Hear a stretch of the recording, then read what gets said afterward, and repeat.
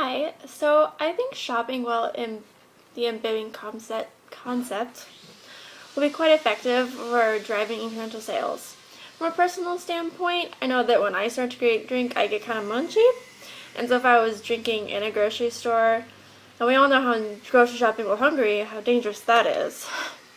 So imagine the danger of being a little tipsy and munchy while in the grocery shopping. It's quite ingenious from the grocer's perspective, not so much for the shopper.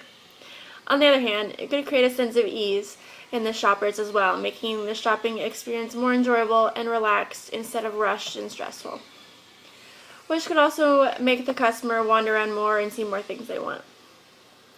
I'm more of the disagree side of the idea that alcohol doesn't need to be everywhere. Personally, I think that in the U.S. we freak out about it too much.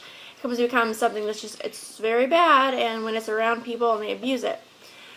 But I kind of think it's just the notion of it, and then it's coming from the Prohibition era that creates this issue around it. I remember being in Italy and sitting in the square with a huge crowd of people, hanging out, calmly drinking, singing, talking, just really relaxed.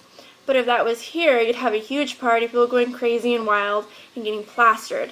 And something that I'm not going to rant about.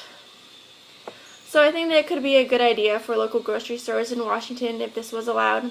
It creates a sense of community within the grocery store, which could promote sales and loyalty. But it also kind of depends on the type of store. Like, for instance, if you have the type of customer at Whole Foods versus the type of customer at Safeway and their ideals.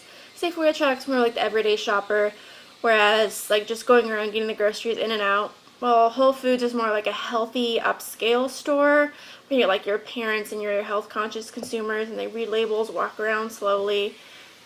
I'd also be more concerned about how careful they are with how many drinks they've consumed. And I think it's just going to be kind of interesting to see how it develops if this comes to Washington. And I think it could be kind of necessary with a kind of a move for competition with like the Total Wine & More and the BevMo's. But yeah.